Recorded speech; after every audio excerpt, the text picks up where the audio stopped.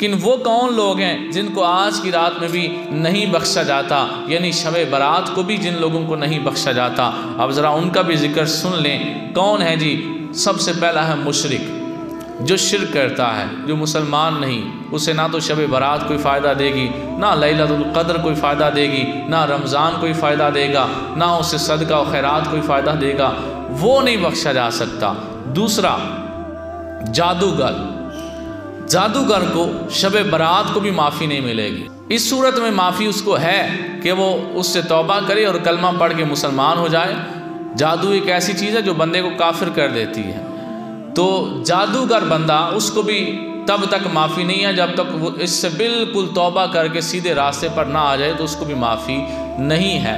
मुशरिक को भी माफ़ी नहीं है, जादूगर को भी माफ़ी नहीं है। उसके बाद हासिद बंदे को भी काफ़ी जो है वो इस रात में माफ़ी नहीं मिलती, जो हसद करता है किसी का।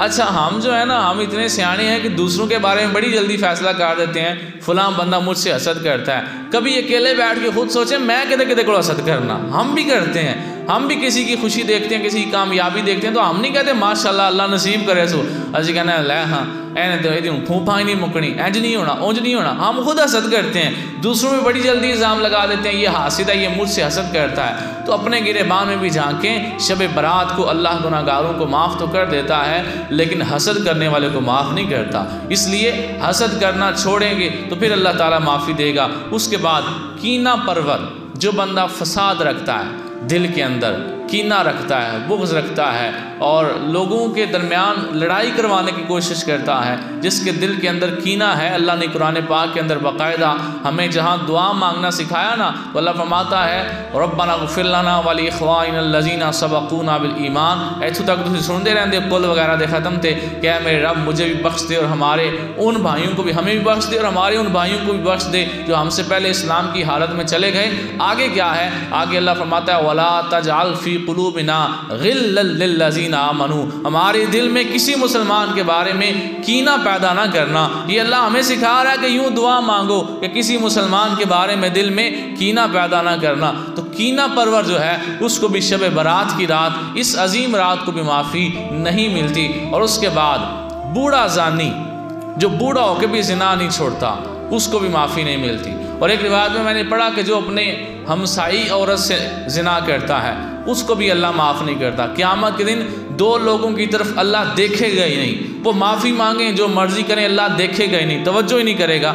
एक वो जो बूढ़ा होकर भी ज़िना करता था, एक वो जो अपनी हमसाई औरत से ज़िना करता था। हमसाई औरत से ज़िना करना कहीं दूर जाके ज़िना करने से डबल गुनाह है, क्योंकि ये जब हमसायगी से ऐसा काम शुरू हो जाता है तो फिर वो कसरत से होता है। चूँकि हमसाई होती है, बंदा पास रहता है, तो हमसाई औरत से ज़िना करना और बूढ़ा होके ज़िना करना, इन दो को अल्लाह ताला माफ़ नहीं करता। बाकी भी ज़िना तो बहुत बड़ा जुर्म है। तो शब बारात को भी बूढ़ा ज़ानी जो है वो अल्लाह ताला की रहमत से महरूम रहता है। उसके बाद है कि क़ता ताल्लुकी करने वाला, क़ता रहमी करने वाला, जो रिश्तेदारों, जिसके पास पैसा आ गया, रिश्तेदारों से वो ला ताल्लुक होकर बैठ गया है, कहते मेरे को उधार ना मांग लें। पहले ये होता था कि मर्द अपनी तनख्वाह बताता था, बढ़ा चढ़ा के होती 10,000 सी, उन्हें आना मेरी 15,000 है, हूँ पूछो तो आना मेरी 5,000 है कि रिश्तेदार उधार ना मांग लें। ऐसा ही है ना, जिस तरह पहले लोग टौर के साथ तनख्वाह बढ़ा के बताते थे, अब वो कम करके बताते हैं कि मेरे को मांग ना लगे। तो जिसके पास पैसा आ गया उसने रिश्तेदारों से क़ता ताल्लुकी कर ली कि अब इनके साथ सलाम दुआ रखने की ज़रूरत क्या है, मैं अमीर हूँ, ये गरीब है, मुझसे उधार ना मांग लें। तो ऐसा बंदा जो कि क़ता ताल्लुकी करता है, ताल्लुकात को ख़त्म करता है, जो सुलह करने की कोशिश नहीं करता, ऐसा बंदा भी शब बारात को अल्लाह ताला की रहमत से महरूम रहता है। और अगर चाहते हैं कि अल्लाह ताला की रहमत मिले तो एक हदीस पाक सुने। मेरे आका सल्लल्लाहु ताला अलैहि वसल्लम ने फरमाया, हदीस पाक का मफ़हूम है, दो भाई नाराज़ हो गए तो दोनों में से जो भाई सुलह करने के लिए पहल करेगा, कल जन्नत में भी वही पहले जाएगा। तो इसलिए यहाँ सिर्फ खूनी भाई मुराद नहीं, इससे मुराद मुसलमान भाई भी है। तो मुसलमान भाई नाराज़ हो जाएं तो जो सुलह करने के लिए झुक जाता है, वो कहता है चल यार ठीक है मैं गलत किया, हालांकि वो गलत नहीं होता। सरकार अलैहिस्सलाम की इसमें भी हदीस पाक सुनाता हूँ। मेरे आका फरमाते हैं, मैं जन्नत के किनारे उस बंदे को घर लेकर देने की गारंटी देता हूँ, मैं ज़मानत देता हूँ, मैं उसे जन्नत के किनारे मैं घर लेकर दूंगा। जो हक पे भी था लेकिन फिर भी उसने झगड़ा छोड़ दिया, मैं उससे जन्नत का वादा करता।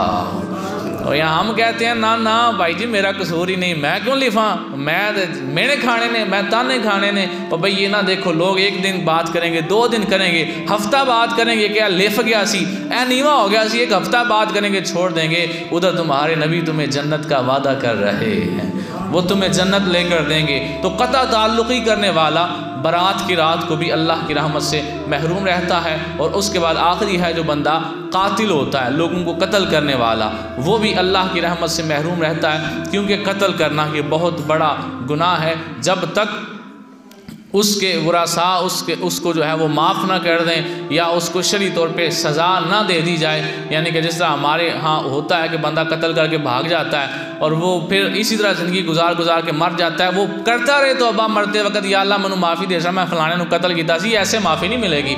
उसको क़यामत के दिन उस बंदे के सामने पेश किया जाएगा जिसको उसने कत्ल किया था। जब दोनों सामने पेश होंगे तो वो इस हालत में वो राज़ी होगा जो मकतूल था कि इसकी नेकियां सारी मुझे दे दी जाएं, वो सारी नेकियां लेकर या अपने गुनाह सारे उसे देकर फिर वो राज़ी होगा। तो लिहाजा किसी को कत्ल करना ये बहुत बड़ा गुनाह है, और अगर कत्ल हो जाए तो उसके बाद भागना ये और बड़ा गुनाह है, इसलिए कि ज़िंदगी 4 दिन की है, ये एक ना एक दिन तो वैसे भी मर जाना है। उसके बाद अगर कत्ल हो गया है तो सुलह करके उसके वरासा से अगर सुलह कर ली जाए तो फिर क़यामत के दिन माफ़ी की गुंजाइश निकल सकती है कि बंदा कहेगा या अल्लाह मैं तो पेश हो गया था कि लो मुझे सज़ा दे लो, अब इसके भाई, इसके अब्बा जान, इसके रिश्तेदार, उन्होंने इतने पैसे लेकर सुलह कर ली, अब ये उनसे मामला तय करे, मैंने तो कुछ नहीं किया, मैंने तो माफ़ी ले ली है और मैंने अल्लाह से भी माफ़ी मांग ली, वरासा से भी मांग ली।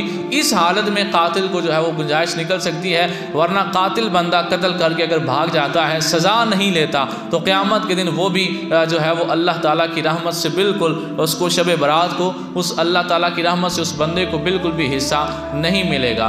तो ये चंद ऐसे ऐब हैं जिनको अपने अंदर से निकालने की ज़रूरत है। उसके बाद शब बारात को रात को इबादत करें, अल्लाह ताला की हुजूर सजदा रेज़ हो जाएं, नवाफिल पढ़ें और क़ज़ा नमाज़ें रह गई हैं तो वो पढ़ें और सच्चे दिल से तौबा करें। इंशाअल्लाह ताला मेरा रब शब बारात को ज़रूर माफ़ करने वाला है।